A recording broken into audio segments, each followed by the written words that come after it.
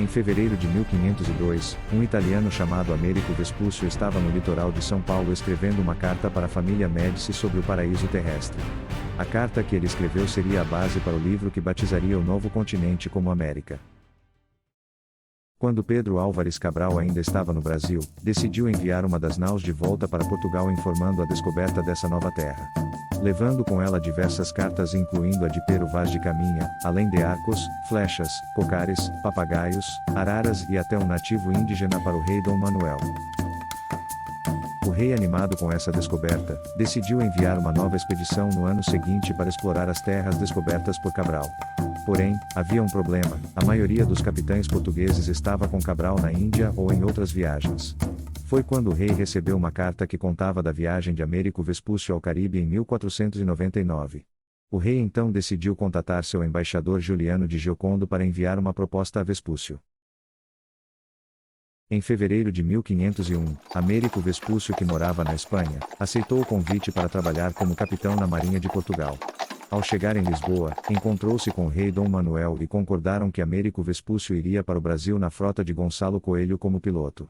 A segunda expedição para o Brasil saiu de Lisboa em 10 de maio de 1501 com 3 caravelas. Américo Vespúcio nasceu em 1454, sua família era rica e eram próximos da família Médici. Aos 17 anos passou a trabalhar como contador para Lorenzo de Médici. Durante sua adolescência se apaixonou pela própria prima, Simonetta de Médici, que foi modelo do quadro O Nascimento de Vênus, de Botticelli. Simonetta, porém, morreu aos 23 anos, vítima de tuberculose. Vespúcio continuaria a trabalhar para os Médici por 20 anos, até que em 1498 decidiu morar em Sevilha, na Espanha.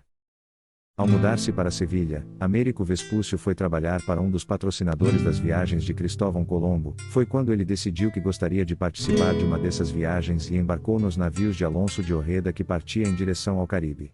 Ojeda, no entanto, assim como Colombo, ainda acreditava que o Caribe era parte da Ásia. Alonso de Ojeda e Américo Vespúcio partiram de Cádiz, na Espanha, em 18 de maio de 1499.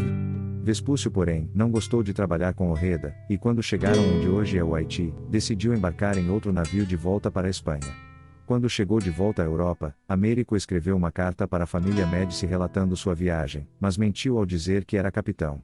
A mentira, no entanto, fez com que ele ficasse conhecido. Foi quando o rei de Portugal decidiu contratá-lo para ir ao Brasil. 23 dias depois de terem saído de Lisboa, as caravelas de Gonçalo Coelho e Américo Vespúcio chegaram a Bezeguixe, atual Dakar, na África.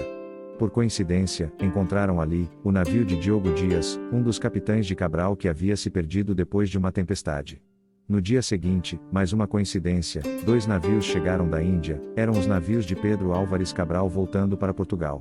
Além de Cabral, também estava ali, Gaspar da Gama, o primeiro europeu a tentar contato com os indígenas quando Cabral ancorou na Bahia.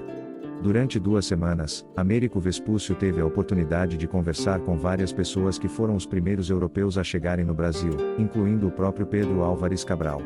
E com base nessas informações, Américo Vespúcio entendeu que de fato, tratava-se de um novo continente e não parte da Ásia. Afinal, aquela tripulação havia estado nos 2 continentes e o próprio Cabral já sabia que o Brasil era uma nova terra, embora achasse que fosse uma grande ilha. Em 15 de junho de 1501, Gonçalo Coelho e Américo Vespúcio saíram de Dakar em direção ao Brasil. Durante 2 meses o mar estava tranquilo, mas no dia 7 de agosto foram atingidos por uma tempestade que durou 10 dias. Quando já haviam perdido as esperanças de sobreviver, com a água e comida quase acabando, avistaram terra. Era uma praia aparentemente deserta com areias brancas e um rio que desembocava no mar. Américo Vespúcio anotou a latitude do lugar, e com base nisso, hoje sabemos que haviam chegado no Rio Grande do Norte, na Praia dos Marcos. Ao desembarcarem, não viram ninguém e começaram a coletar água do rio para reabastecer os navios. No dia seguinte, porém, um grupo de indígenas apareceu no alto de um morro. Os europeus tentaram contato, mas os indígenas os ignoraram e não se moveram. Em 19 de agosto, Gonçalo Coelho enviou 2 marujos para a mata, para que tentassem contato com os indígenas. Mas depois de 5 dias sem terem retornado, um grupo de mulheres indígenas apareceu na praia e começou a chamar os homens para se juntarem a elas. Um dos marujos resolveu ir até elas. Foi quando as mulheres o cercaram e lhe deram um golpe na nuca com uma vara. Enquanto arrastavam seu corpo, os homens indígenas saíram dos esconderijos e começaram a atirar flechas nos portugueses. Américo Vespúcio escreveu que enquanto os portugueses fugiam, as mulheres já estavam assando na fogueira o corpo do homem que haviam matado. Na verdade, aquele ato de canibalismo tratava-se de uma vingança. Um ano antes, o espanhol Yanez Pinzón havia chegado no Rio Grande do Norte e tentado capturar indígenas para serem escravos. Os indígenas que Pinzón atacou eram os Potiguar. Os mesmos que a frota de Vespúcio encontraram. Os Potiguar acharam que Vespúcio e seus homens iriam atacá-los e resolveram se vingar antes. Potiguar em tupi significa comedor de camarão, já que essa era a base da sua alimentação. Os Potiguar eram cerca de 90 mil indivíduos no Rio Grande do Norte em 1500. Hoje são apenas 13 mil. Eles foram um dos grupos indígenas que mais lutaram contra os portugueses.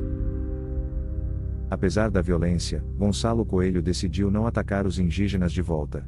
Seguindo viagem para o sul, onde chegaram em Pernambuco 10 dias depois e batizaram o lugar que viram como Cabo de Santo Agostinho.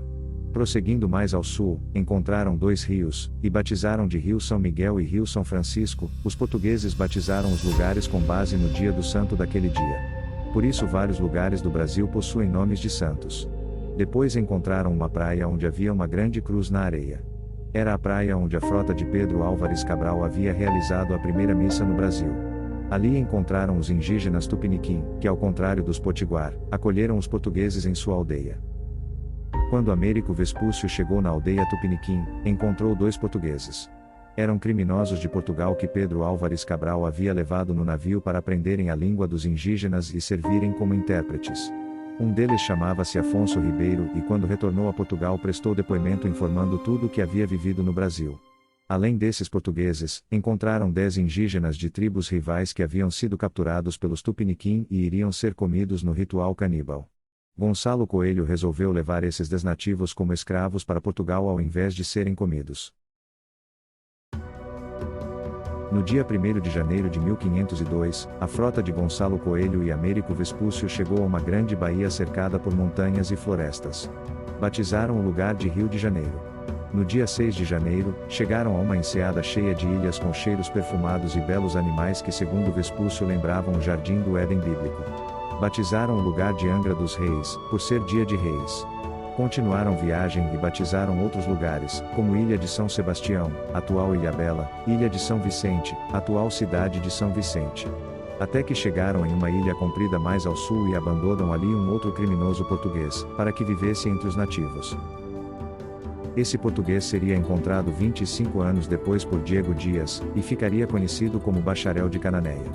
No dia 15 de fevereiro de 1502, Américo Vespúcio e Gonçalo Coelho resolvem finalizar a sua viagem pelo Brasil. Partindo de Cananéia, com os navios carregados de pau-brasil, a frota seguiu na direção sudoeste por 49 dias, até que em 3 de abril foram atingidos por mais uma tempestade e os dias foram ficando cada vez mais curtos. Até que avistaram uma terra coberta de gelo onde a noite durava 15 horas. Eram as ilhas de Geórgia do Sul. Por conta do clima e falta de recursos, decidiram dar meia volta e um mês depois chegaram na África, em Serra Leoa, onde ficaram por 15 dias antes de seguirem para os Açores e de lá para Lisboa. Ao chegarem a Portugal, no entanto, o rei do Manuel não ficou feliz. A terra que Cabral havia encontrado não possuía metais preciosos, como ouro ou prata. Apenas pau-brasil, indígenas e animais exóticos. Américo Vespúcio, porém, ficou fascinado com a terra que visitou, descrevendo-a como paraíso terrestre.